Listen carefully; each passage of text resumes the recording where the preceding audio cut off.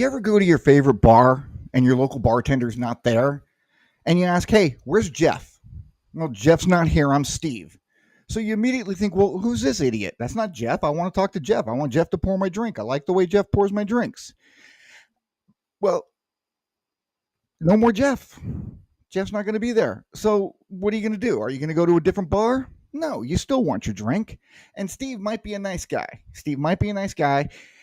His drinks may not quite taste the same. And frankly, Steve might actually feel bad because, well, Jeff trained him. Jeff got him the job. Jeff taught him how to use the cash register. Jeff taught him who tips and who doesn't tip. Well, anyway, I'm Steve. And anything I can pour you tonight while you're watching the Orange and Black Soccer Cast? Let's go.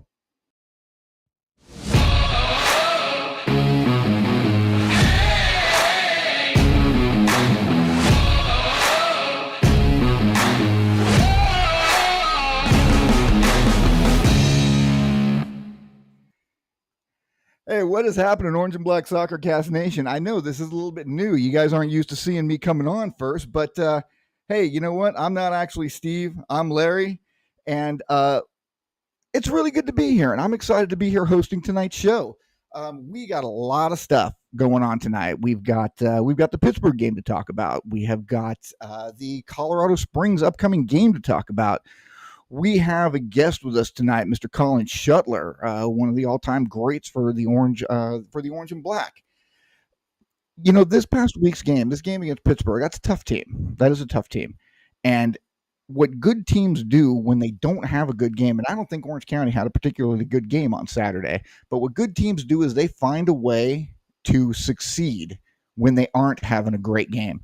And Orange County came out with a point, and I think that's a very important thing, that in this weekend, they came out with a point, and they needed to come out of there with a point. So let's bring on my co-host tonight. First of all, we have got the man who is single-handedly responsible for me being here on a regular basis, Mr. Brad Polonsky. Brad, what's going on, buddy? Man, how long it took you to do that intro and the following non sequitur, I thought I'd never get introduced. But you know what? All I took away from it is bottle of Malort. That's right. Hey, Brad, any big life events recently that you might want to talk about for a minute? Yeah, I learned, big life event, but I learned that I'm the reason that you're around here, not anybody else in this show.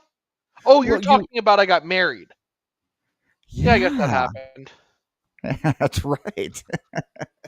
So congratulations to our man, Brad, who tied the knot, and now he's a he's a grown folk. He's an adult. He's a married man. So congratulations, buddy. We are all very, very happy for you.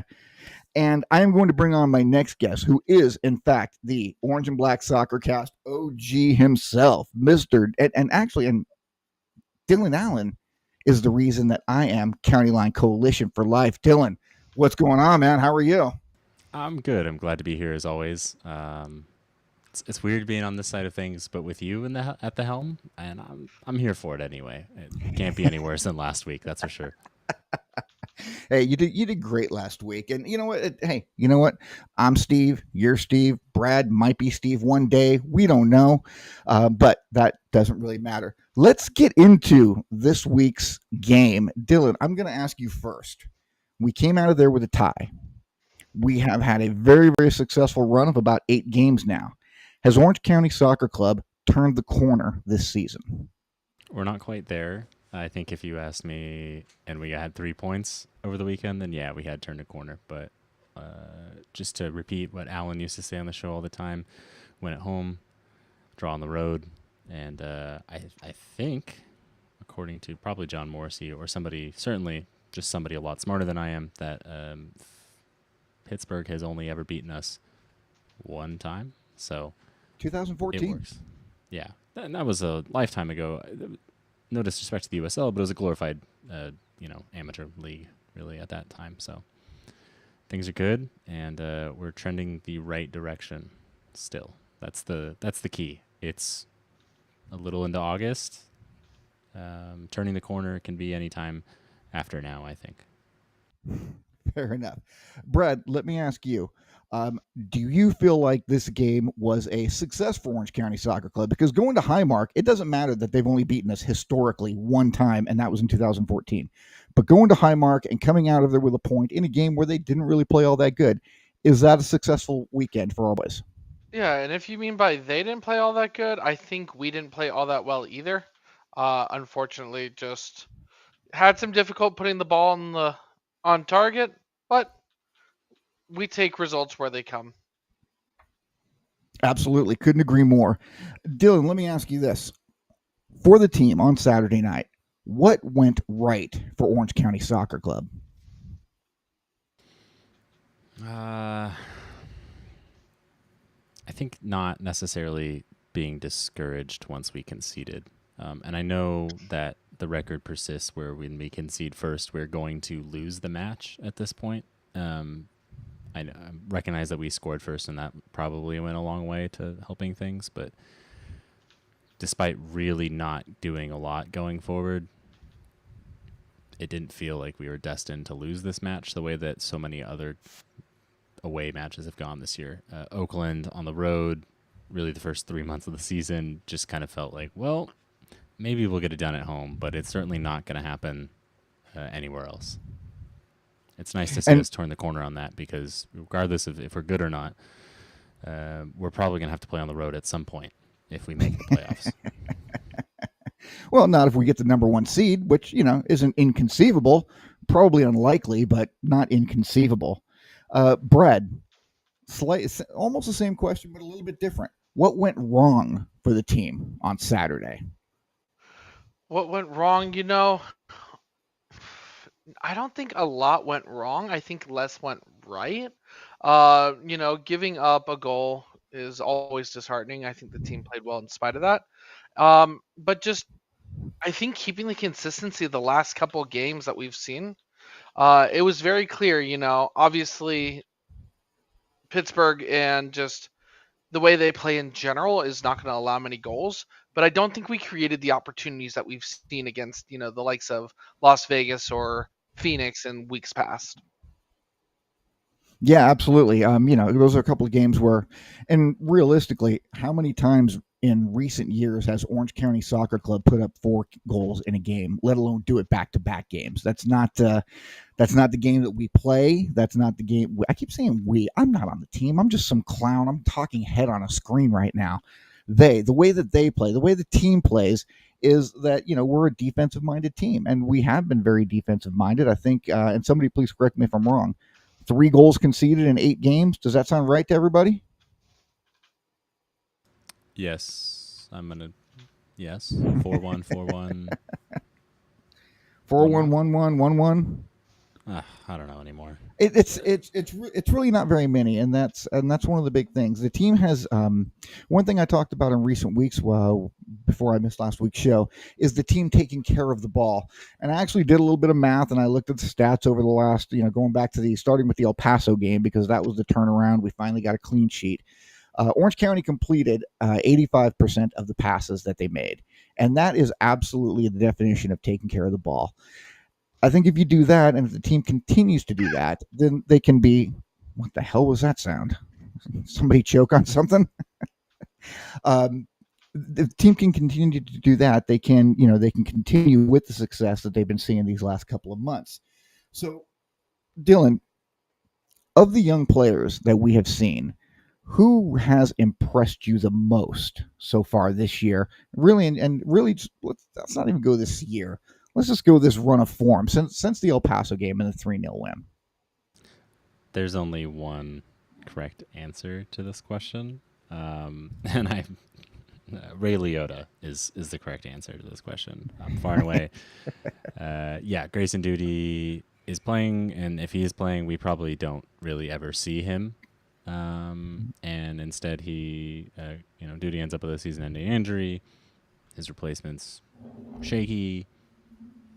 Why not go to the academy and see what's up? Why not play the kids? And he has earned his spot. He's not just there because he's the better of 2 options. He's there because he's actually a very good option while there. So it's got to go to him. But if Brad has a dissenting opinion, I'll only hold it against him forever. Yeah, no, I very much have a dissenting opinion, and I'm sure you were just about to ask me the same question, because I Nope. think the correct answer is uh, one Mr. Pedro Guimaraes. The kid stepped up, following the end of the season where we're like, we'd like to see more of this guy. Well, we've seen a lot of him this year, and he scored 4 goals, set up a couple of others, has earned all the accolades you can give a kid, and he's still a kid. He's still 17, so there's still a lot of growth to happen with his play style and his future, and I'm really excited to see all of it. You know what? Those are both very, very good choices, and I would be hard pressed to challenge either one of you on those choices. To challenge either one of us. Yeah, that's what I just said. Are you going to do it anyway? Because it kind of feels like you're going to do it anyway and just say someone completely different. No, actually, I'm not. You both are spot on. Those are in my notes that I've taken recently.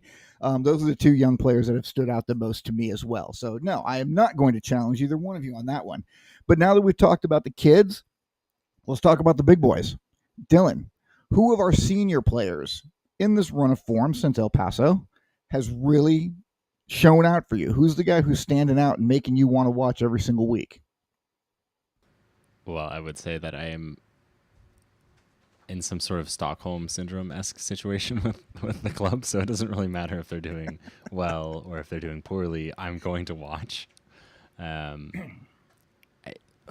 it's hard to. It's actually really funny to think about senior players on our team when I think our oldest player is like 31 or something. Um, but in terms of players that have actually, I think, stepped up, Kevin Partita, who we had on last week, has made a massive difference. And I feel like he's maybe relishing having a little bit more freedom now that Kyle Scott's not around. And we're getting to see a little bit more of, complete Kevin Partita performance. I think what's gone a long way, and like we talked to him about last week as well, he's no longer just getting useless yellow cards every other match. So that goes a long way for us as well when he's actually able to be there. Yeah, no, that makes an absolute lot of sense, and I could not agree with you more. And I'm sorry that I wasn't able to be on the show last week to talk with Kevin. And one of the things that I mentioned to him after the previous game against Phoenix was how much I had noticed his maturity on the pitch, not getting those dumb yellow cards. That makes a huge difference because Kevin is a difference maker on the team, no doubt whatsoever. Bradley, who of our senior players have you been really impressed with here over this last run? You know, honestly, over the last couple of weeks, I would have to say that Mr. Ethan Zubak has stepped up and filled that niche we've been begging for, and he's done it with everything. He's done it with his legs. He's done it with his head. And while he's not the end of 2024's Ethan Zubak that our good friend Keith scouted and really vouched for to join the team, 5 goals in 6 games is a pretty good stat. And I mean, if you told me that was Milanowski scoring 5 goals in 6 games, I'd believe you. Ethan has been absolutely on fire. And I was hoping you'd say somebody else because then I could have done the challenge and I could have talked about Ethan and how great he's been playing. I mean, the guy has a baby, and then what does he do? He just starts scoring goals. So, and that's something obviously that the team has struggled with all season, and that we have been hoping to improve upon. And I feel like Ethan has reached a point where he could put this team on his back and carry them a very long way, a deep run into the playoffs. And I would even go so far as to say that he is in the same form right now, Brad, that he was to end last season. He got hot when Danny took over. And then he was unstoppable. I don't even remember how many. I think he had 7 goals in 9 games or something like that to end the season. And he's right there with it now. So, hopefully we still see that moving forward because we need it. We absolutely need his leadership out there. We need him leaping 5,000 feet into the air because, God, that guy can jump. But do we have any further final thoughts on the Pittsburgh game, guys? Dylan, Brad, anything from you? I just want to offer a stat update for you. Yeah. Ethan Zubak scored 4 goals in Orange County's last 6 matches before the playoffs last year. And then, of course, he scored in Colorado Springs. But this is the best version of, this is the most prolific version of Ethan Zubak that Orange County has seen.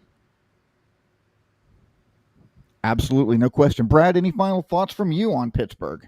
Yeah, I think three shots in general is never gonna do well enough for a win. So, we're lucky with our tie. We wear it proudly. It looks nice, but it could look better. I think the team knows how to play a little bit more aggressively, and this is more of a case of Pittsburgh's always been set up for Lily ball and defense. Absolutely, no question. And again, if you can fly all the way back east and you can take a point in a very tough place to play like Highmark, hey, I look at that as a win for our boys. So let's move on to Colorado. Colorado is literally just the average Joes this year. 6 wins, 6 draws, 6 ties, 24 goals for, 24 goals against. Sitting on 24 points, same as us, but we have a game in hand. So they're not doing anything really special this year. This does not look like a defending championship team, in my opinion. Brad, what does Orange County need to do in this game at Colorado for it to be a successful weekend? Yeah, I mean, first of all, I had to fact check you there because that did not sound real, and it turns out that's real. That's literally the definition of parody, and I'm here for it. Hey, I don't make up alternative facts. I actually give facts. Yeah, clearly, but no. Look, it's stupid, but I think just control the midfield. I think that's where we get our best result, where we see the players on the back of the net. I'd like to see Ryan Kelly. I know who I think played a good game last week to follow it Steven. up with another good game this week. Sorry, Stephen Kelly. Famous Irishman Ryan Kelly. Yep. I'm just me with making up names. They work in my head. But that midfield, continuing to play aggressive, is where we've had our success. And live by the midfield, die by the midfield. I don't know. and actually, Stephen Kelly, it also might be Daniel Patrick Kelly, which is my great grandfather. So it could be any one of those Kelly boys. It's hard to keep track of all of them. Dylan, on the Colorado roster, who stands out for you this year? Who do you see as being somebody who could be trouble for us, whether it's a goalkeeper, a goal scorer, midfield? Who do we need to watch out for? I'm inclined to say probably Juan Tejada, just given kind of the level that he's been at for the last few years. Duke Lacroix has made himself a pretty great left back, which is funny to think about because 8 years ago he was a forward for Orange County, but he really reinvented himself through some time. I think Reno, Brad, right? Yeah, the nodding says yes. I think that's kind of when it started for him, and then he's bounced around since then, but he's been a very, very good defender, and he's only gotten better with age. Yeah, those are probably the two that I would look out for. But to correct you, what we know defending champions to look like is what the beginning of the Switchbacks season looked like, where they were horrible. And it took them a long time to get going, and now they're kind of seems like they're starting to figure it out. So, they could be bottom of the league just with one dude that's scoring 20-plus goals. Could be worse. I am familiar with a team like that. And then, there was the 2022 champion who also was horrible to start 2023. So apparently winning the USL championship does not really bode well for you in the next season, I guess. I don't know. Brad, who is going to be the difference maker for Orange County this week? Who needs to step up their game? Who do we need to see perform big? What's going to be a key to victory, to getting 3 points, not just one? Oh man, I'd like to see Nico Benalcazar really play a good game. I've been impressed with how he's been this season a lot. He's put a couple in the back of the net. but he's been an outstanding defender. And if you want to keep Juan Tejada, if you want to keep Fieldberg, I don't know if I'm saying his name correctly, but if you want to keep those two from scoring against you, I want to see Brewitt and Benalcazar stepping up. Yeah, and that's definitely going to be a big key to it. For me, for Colorado, I'm actually a Justin Dillon fan. I like the way he plays. He's aggressive. He's strong. Dillon is making a face over there at me like, why him?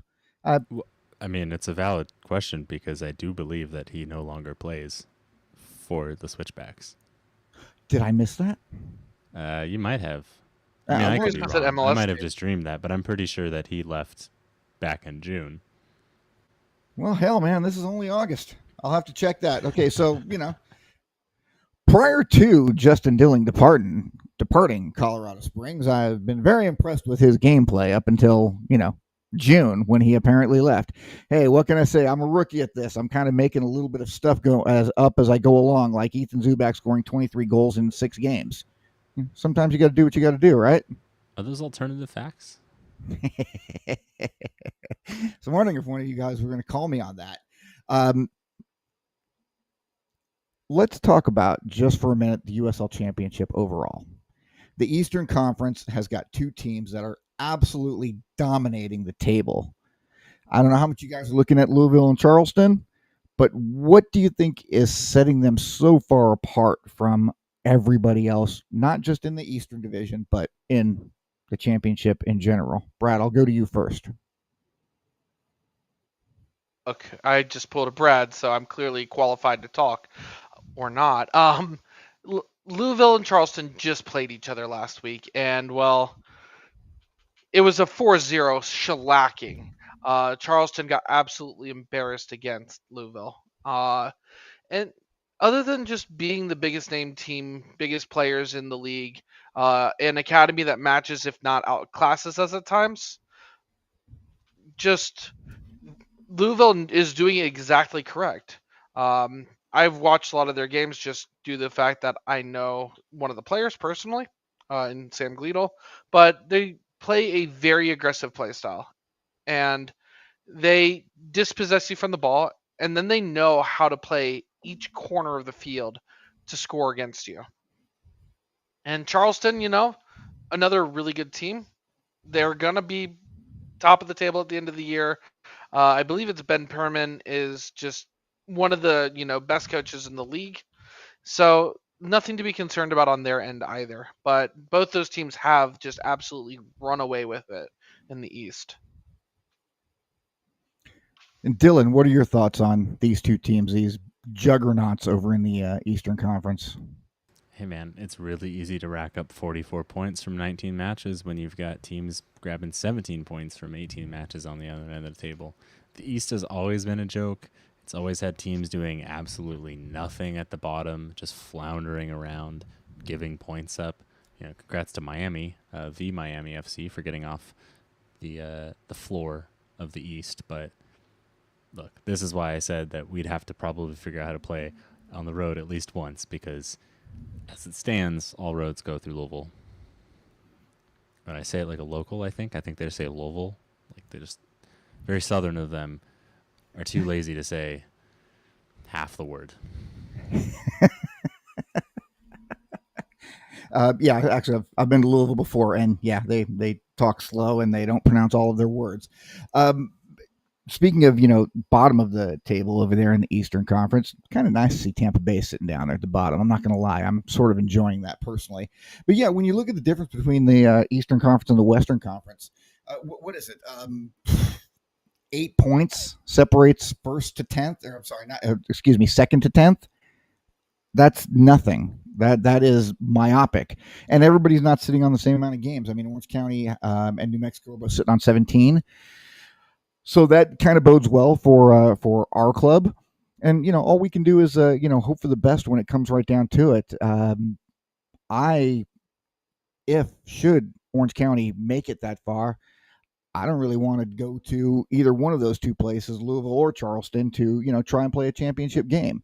But we know how it's worked out every time the last 5 years in a row for the Western Conference versus the Eastern Conference in the finals. Western Conference goes to their house and takes them down. And that's always kind of a nice thing. I enjoy that. So before we get to predictions, actually, let's get to predictions. So Colorado, Orange County Soccer Club, Saturday night. Dylan, what do you got? I'm going 2-0 Orange County. I think Switchbacks either score or they don't. Like, as in, like, they either, I guess that's actually how it works, but they either will score a couple goals or just kind of do nothing. And I feel like Orange County has enough about them. And if Colorado gives up 2 goals this week, they will score 2 goals next week based upon their record. Brad, what do you got? I'm going to say a 1-1 game. I do think the team will actually score more than they did last time out and get a lot more shots. Sorry. Score the same, but get more shots. But I don't know. I just feel a 1-1 again. 1-1 is absolutely fair. But then that leads me to my next question a question, Brad. If we come out of there, I mean, we flew all the way back east to Pittsburgh. We got our 1 point. Is it a moral victory? Is it a victory? Sure. Is it a victory if we come out of Colorado flying instead of all the way across the country, halfway across the country, and come out of there with 1 point again? Is that a win for Orange County? A loss. Sorry? It's not a loss by like pure definition. But is it a successful weekend for the team if they manage to come out of there with a point? I feel like you're making the argument as no, and you want me to just bend to your opinions. I would never try to bend anybody to my will, Brad. I don't do that. I'm not Ray. I'm Steve. So the answer is: Are you a yes or a no on the matter presented? Yeah, absolutely. I think that is I think that's a very good weekend for the boys. If they come out of Colorado with another point in their back pocket, just like they did Pittsburgh, then yeah, I think that is a success. You know, good teams, they win at home, they get a point on the road. It's been said a million times. Dylan said earlier in the show. Alan used to say it all the time on the show. It's been said by a million pundits forever. The goal is to get a point on the road. So if our boys get a point on the road on Saturday, hey, you know what? Success. Not much more we can ask for, I think, as fans. Yes, no, yes. Oh, I guess I have to get to my prediction.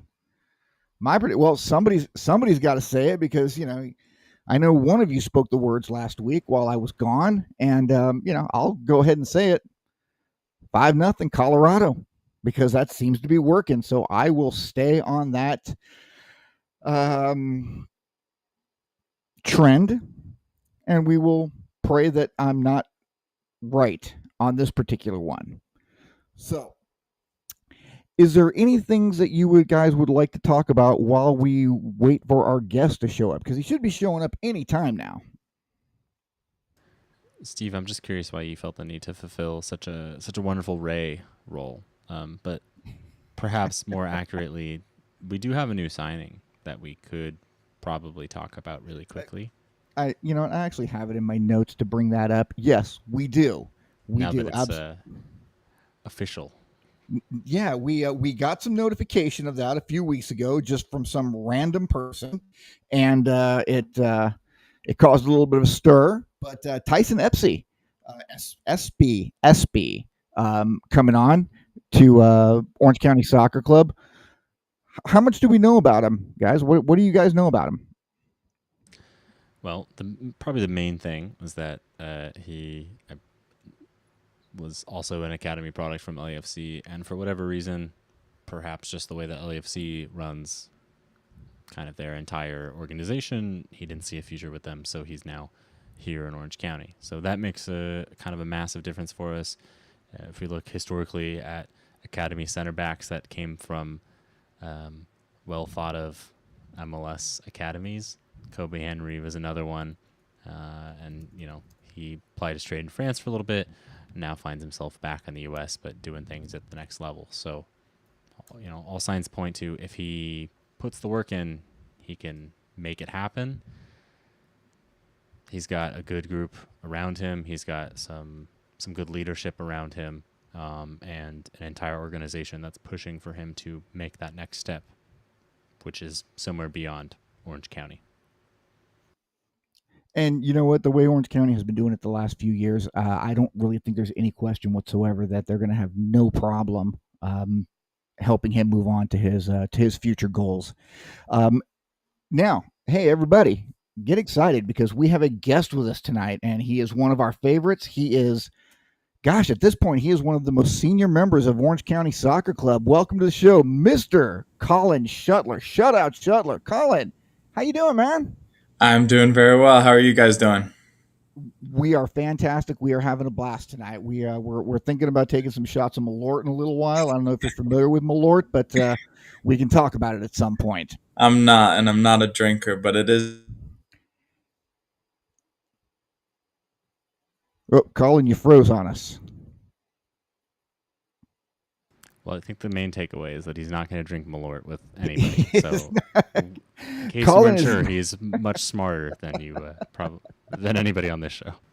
Absolutely. Okay, well, I'm sure that we will get Colin back up and on in just a minute.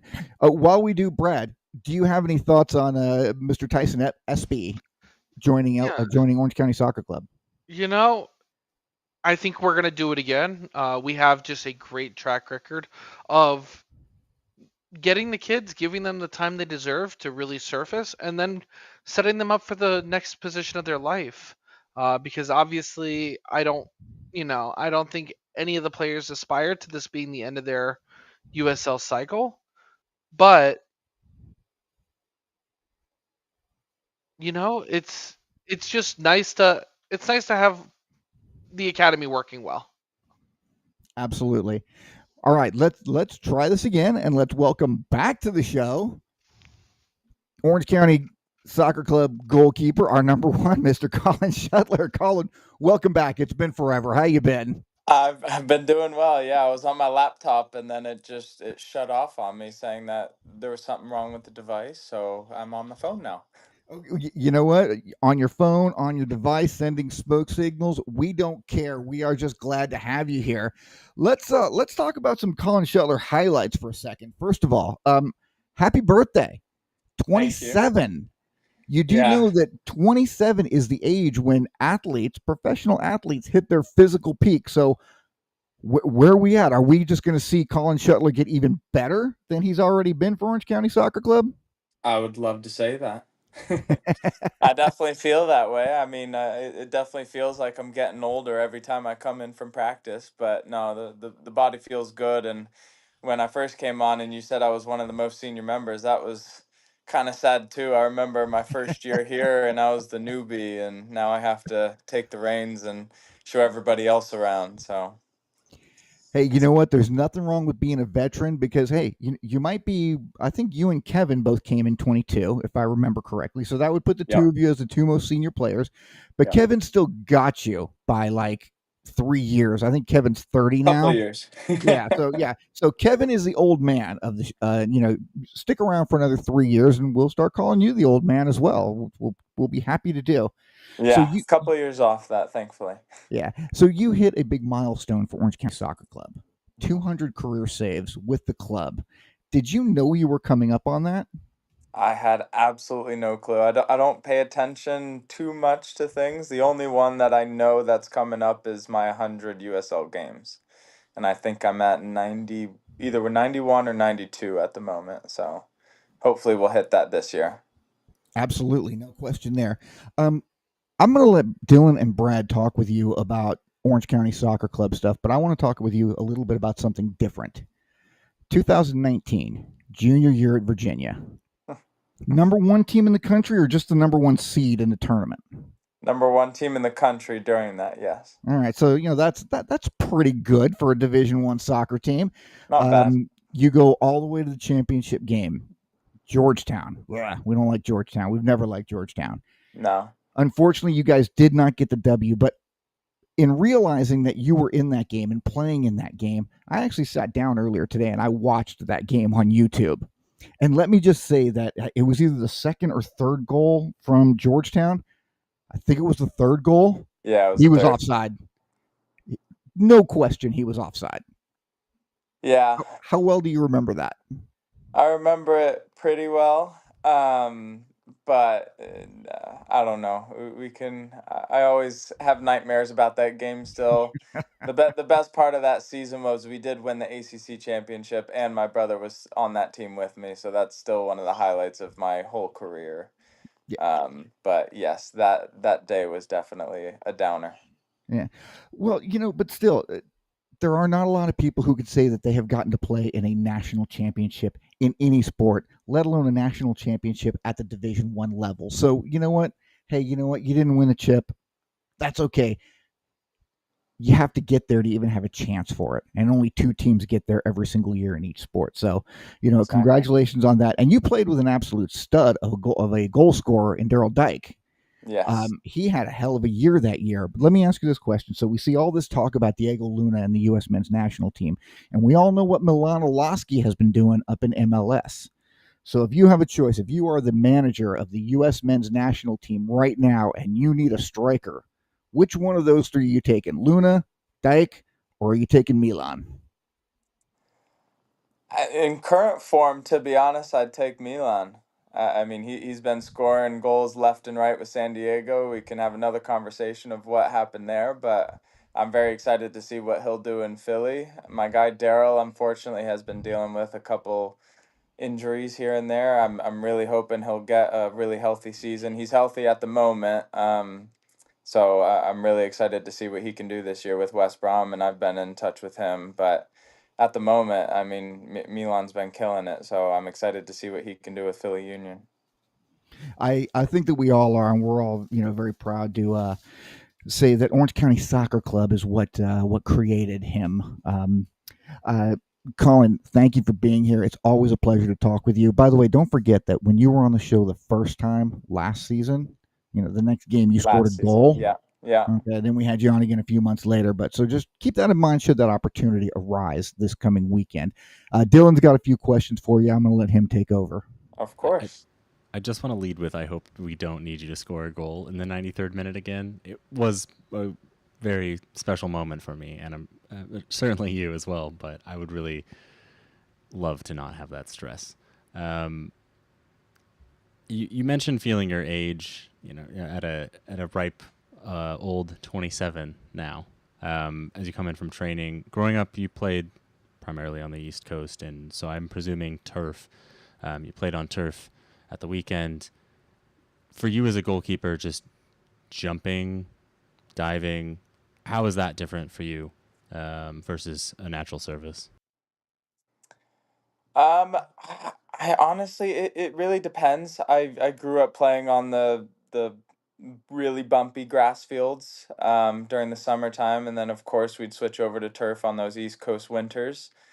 Um, Remembering Colorado's turf, it's actually a really nice turf, so I don't mind it much. If I had my choice, I would love a pristine grass field like at the Champ that we have at the moment, but I'm definitely not opposed to playing on turf here and there. If it was a full season, turf gets pretty tough on the body, I will say, but going to Colorado, I'm excited for this weekend. It's a big game for us, and we know that we need to pull out a result. Fingers crossed, and fingers crossed that you're not scoring a 93rd minute equalizer. I agree. We've tried to ask as many people we had on, and we typically forget because you've been here. It's the Orange Black Soccer Cast. We're certainly amateurs. Pro Rel was kind of announced as USL's moving into that. So for you as a player, and as a player that's got probably a future in this league for the next few years, how do you feel about that? Yeah, I think it would be a great addition. I think it's going to really propel the soccer that has been growing a lot in the U.S. I think it'll bring the competitiveness to another level in the U.S. I mean, it's not really a problem for me. I feel like I'm always up for a game in this league, but I mean, with a lot more pressure, you'll see those big players come to the table when your back is against the wall. Fair enough. Now to shift away from things that matter into things that really don't as much. You've got a whole bunch of kits on the wall behind you. and I see a mix of goalkeeper and outfielder kits on the back. Yeah. So, how do you feel personally about goalkeepers' names and numbers going on outfield players' kits? Well, that was I don't really care. I mean, there's some outfield kits that I do like, and I'll ask our front office just to have one kit for memories if they're nice, and give them to family members if they're asking for those ones in particular. I will say that my girlfriend put all this together when I got the 200 save, so I'm very grateful for her and for her to be able to be here to do that. But yeah, I mean, when I was younger, you have your kit, and I would just wear the opposite color when it comes to a game. So, outfield, goalkeeper kit, it's all the same as long as you're in your unique color for the day. Fair enough. I mean, I spent so much time wearing yellow for absolutely no reason. Um, we have a fan question, which comes from Joseph, and he was asking, "What's your favorite colorway for kit so far?" And that could be, the last, few years that you've been with the club. For the goalkeeping, I will say, jumping off of your yellow, I will say that that was probably one of my least favorite. I'm able to say that because the office knows that as my opinion as well. I'm a little biased. I love the light blue. That is the color that I scored in, but I am a big fan of the pink one this year too. And then for the field player ones, I love the Country Roads kit, the black kit. Yeah. It doesn't get any better, truly. Brad, all you, my friend. Yeah, thanks for joining. One of the things, given that you've been the starting keeper since I believe 2023, there has been a number of outfield players that you've played with that, I'm not going to ask you to rank, but I want you to tell me, is there any player that you just loved having a defender in front of you that you could just trust with your life out there? Some of the players that you've been with over the last couple of years include Knockham, Miles, Powers, Fox, Flood, Brewitt, Benalcazar, Kiernan, and Orozco. And I know I just threw every name at you there, but who's your favorite two to play with out in front of you as goalie? And they don't have to be the two that played in like a game together. Yeah, I mean, I put faces to all those names right as you were listing them off. And the one that came to my mind right in particular when you said who is your favorite, it's got to be my guy Dylan. I'm very grateful for him. He has a kid now, and I'm very happy for him and Nina. And I'm sad that I haven't been able to go out and meet the baby yet. But having him in front of me, I did some agent work off the field. Obviously, I'm not a great agent. He didn't come back and play for with us this season, but I did try to convince him as well as a couple of our other guys to get him back in. But he's probably been one of my favorites, and we bonded a lot while we were playing together for a couple of years here. And then follow-up question to that: what makes a good chemistry and a really good back four with goalie mix to those brooding goalies out there? Yeah, I think it's just understanding of how each other plays. So, I mean, one part is on the ball, and it's how we want to play as a team, building out which foot you want it to. I mean, there's some guys, most guys that we have are right-footed, but some prefer receiving it on their left versus their right, even though it's their least dominant foot. And then when it's defending the box, it's how high of a back line do we want to have? How high do you want the goalkeeper behind you to be? How close in relation to that? I won't go too deep into that, but there's a lot of different understanding pieces, like dealing with crosses as well, that we kind of chat and communicate about throughout every week in training. And I think that was a learning curve at every beginning of the season with so much turnover for the personnel that's in there. But I do think that we have a very good understanding of each other now, and we'll be able to keep going forward and getting more shutouts.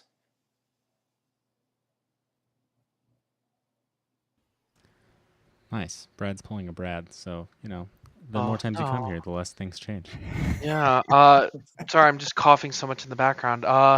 Lastly, we got another fan question, this time from Kayvon, asking you who your favorite professional goalie of all time is.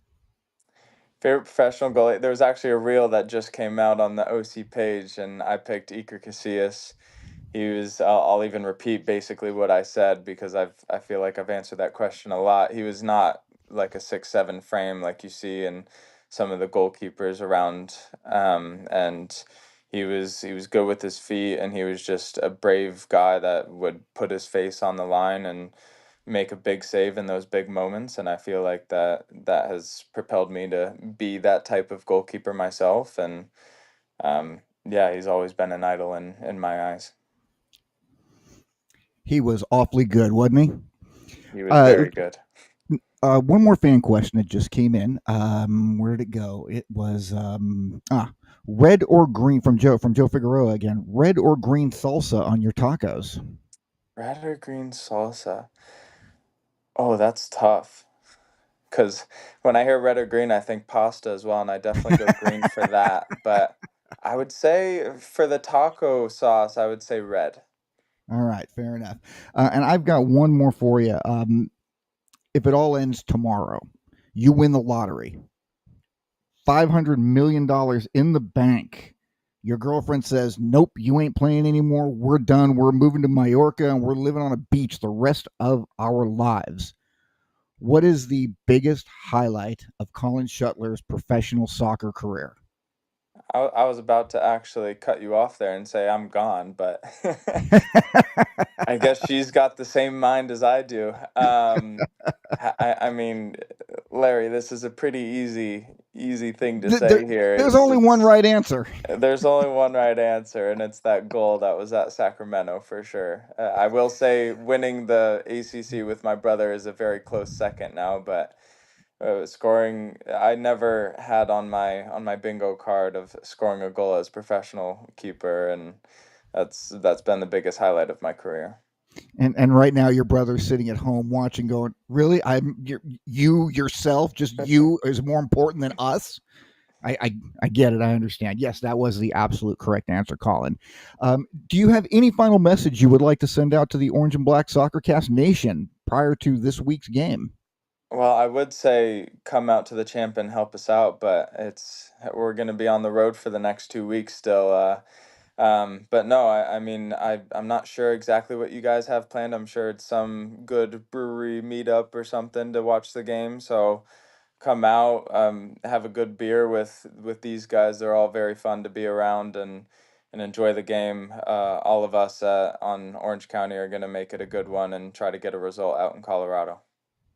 We have no doubt that you are. Ladies and gentlemen, our goalkeeper with one of the coolest chants of all time for Orange County Soccer Club, ranks right up there with It's Fun to Hang Out with Seth Kasipli. Ladies and gentlemen, Mr. Colin Shutler. Colin, thanks for being with us tonight. We appreciate you. Of course. Thank you for having me, guys. Have a great night. Take care. I personally hope that we can push the ACC championship memory down one more when we lift a cup at the end of the year. So, yeah, that would be fantastic, wouldn't it? Apologies to his brother. Yeah. Sorry, younger Shutler. I'm sure you're a fantastic human being, but yeah, we want to see Colin with the cup with us. So we've still got about 10 minutes, or we could babble on about this and that and the other. But let's go ahead and start wrapping it up a little bit, unless one of you guys have got some long spiel that you would like to talk about for the next 10 minutes or so.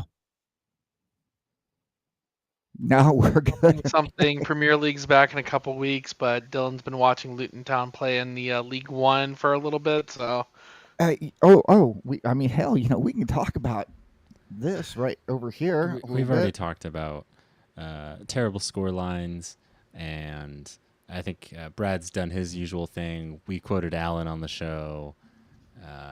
We misnamed players. I think we've probably covered it.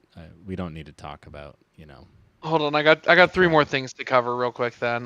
Something umpiring, something Tottenham, and something youth soccer games. All right, I think we're good to move on to random thoughts. If you've gotten bingo, you can collect your winnings from Larry at the next home match. Brad, since you brought it up, give us your random thought for the night, please. I am so glad that I get to go first because I know one of you guys is going to steal this, but I learned today Dylan Powers has a kid now, and I don't know if that was public knowledge or well known, but I just learned that, and congratulations to him and his spouse. And, I hope he's enjoying fatherhood, but not enough to stay too far away from the soccer games. Dylan. Was that a random thought or just something that you learned? We'll count it as both categories. Yes, producer Andy, please. Randy. Yeah, I just wanted to tag on to Brad's comment there about Dylan. He actually was at the last home game. We sang the Dylan Powers song to him from our section. And in the parking lot after the game, he was talking with DK and a couple of other people, and they were right by my car as I was going out. So we also had a brief discussion about Malort. Not making this up. And then Dylan looked at me, and because he was invited to, take a shot at some point, and Dylan looked at me and he said, "Larry, have you had this before?" I said, "I have." And he said, "And?" I said, You're a former professional athlete. Don't do that to your body, Dylan. Don't do it." We're just going to make that one my random thought. Dylan, your turn, my friend. My random thought is perhaps a little more random than yours, which, since you both talked about Dylan Powers, and that's a very good-looking man, and we miss him greatly, and his mindfulness, of course. My random thought is mostly a question. Did you know that you can burn spider webs? It's like the most efficient way to get rid of them. So, I learned that today, and I just thought that maybe the world should know that too. And I feel like it's best if the context is left uncontext there. There we go. No context, Dylan Allen. I kind of like it. That might have to be a new segment on the show. We should talk about that off air. I don't think we need that. I don't think anyone would listen to that. Yeah, probably not. So hey, listen, y'all. Thank you very much for being with us tonight. Thank you for bearing with me as I hosted for the very first time. I don't think it was overly miserable, but hey, that's up to you guys to decide whether you want to come back or not. But remember, like I said to open the show, you're not going to go to a different bar. You still want your drink, so you're going to keep coming right back to see us every Tuesday night. On behalf of my co-host tonight, Brad, Dylan, on behalf of producer Andy, the legend himself, and of course our guest, Mr. Colin Shutler, thank you for being with us tonight. This is the Orange and Black Soccer Cast. Peace.